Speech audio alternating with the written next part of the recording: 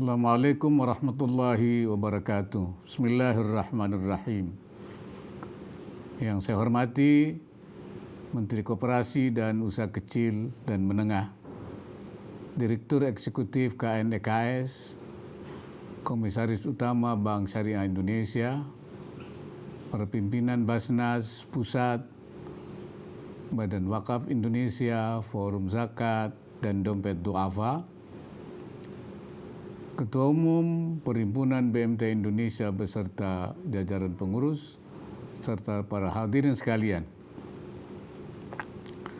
Pertama-tama marilah kita panjatkan puji syukur kehadirat Allah Subhanahu wa Ta'ala yang atas segala limpahan berkah dan karunia-Nya sehingga kita dapat menghadiri acara Silaturrahim Nasional Perhimpunan Baitul Mal wa Tamwil BMT Indonesia.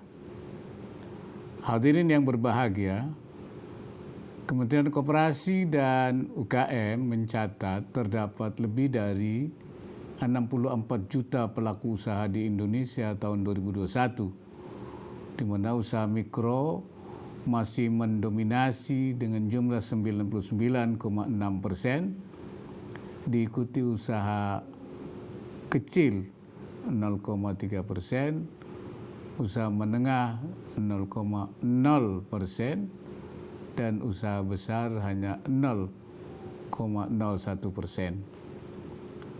Sementara itu kita telah memiliki PP nomor 7 tahun 2021 tentang kemudahan, perlindungan, dan pemberdayaan koperasi dan usaha mikro, kecil, dan menengah sebagai bagian dari upaya pemerintah untuk mendorong pelaku UMKM agar tetap berdaya tahan dan berkembang di tengah pemulihan ekonomi nasional serta pada saatnya akan dapat naik kelas. Sejak terbitnya PP tersebut, dalam kurun waktu tidak terlalu lama juga telah lahir lebih dari 600.000 usaha mikro. Artinya PP tersebut disambut dengan hangat oleh para pelaku usaha. Sungguh pun begitu, masih perlu dukungan serius kepada para pelaku usaha mikro dan kecil, baik yang baru maupun juga yang lama, agar dapat naik kelas. Untuk itu saya mengharapkan dukungan dan kontribusi Baitul Mal wa Tamwil atau BMT yang selama ini fokus menyediakan akses jasa keuangan kepada masyarakat berpenghasilan rendah termasuk pelaku usaha mikro. Dengan fungsi komersial sekaligus fungsi sosialnya, saya sangat meyakini BMT sebagai salah satu institusi keuangan mikro syariah IKMS mampu menjalankan peran strategis ini.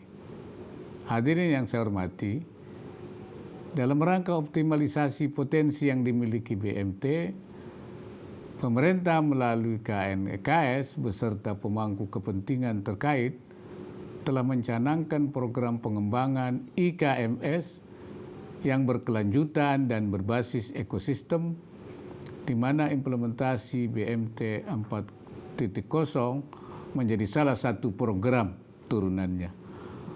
Untuk itu telah dilakukan digitalisasi BMT 4.0 yang saat ini tengah diuji coba di sejumlah BMT di Provinsi Banten, Jawa Barat, dan juga Nusa Tenggara Barat.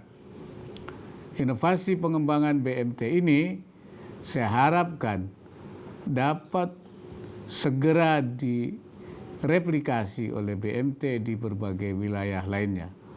Saya minta Perhimpunan BMT Indonesia melakukan koordinasi secara lebih intensif dengan KNEKS, kementerian dan lembaga, serta pemangku kepentingan terkait dalam mendorong percepatan implementasi berbagai program pengembangan BMT. Melalui langkah tersebut kita ingin agar pertama, operasional BMT semakin sehat. Yang kedua, integrasi antara sektor keuangan mikro syariah dan sektor UMK semakin kuat. Serta yang ketiganya adalah layanan dan transaksi keuangan kepada pelaku usaha mikro serta masyarakat berpenghasilan rendah semakin luas. Hadirin yang berbahagia, sebagaimana tema acara kita hari ini yaitu lahirkan amal saleh di setiap peristiwa. Amal saleh itu menurut yang saya pahami tidak hanya terkait soal ibadah murni atau ibadah mahdhah seperti salat, puasa dan lain-lain, tapi juga amalan-amalan sosial kemasyarakatan sepanjang diniati dengan tulus dan ikhlas, bi-ikhlasin niyah. Dengan demikian maka memberikan pelayanan dan kemudahan kepada masyarakat melalui BMT juga termasuk bagian dari amal saleh itu. Oleh karena itu saya minta BMT menguatkan komitmen dalam menjalankan tugasnya, utamanya melalui berbagai program pembiayaan, pendampingan, maupun aktivitas sosial yang menyentuh langsung masyarakat. Akhir kata, saya juga mengucapkan selamat kepada para peraih penghargaan BMT Award. Semoga penghargaan yang diterima semakin memacu semangat untuk terus berkiprah memajukan sektor UMK di tanah air. Dengan mengucap Bismillahirrahmanirrahim, acara Silaturahim Nasional Perhimpunan BMT Indonesia saya nyatakan secara resmi dibuka. Semoga kegiatan kita hari ini menjadi bagian dari ikhtiar yang membawa manfaat dan maslahat bagi masyarakat, bangsa dan negara, dan semoga Allah Subhanahu wa taala memberikan inayahnya serta meridai semua upaya yang kita lakukan. Wallahul muwaffiq ila aqwamit thariq. Assalamualaikum warahmatullahi wabarakatuh.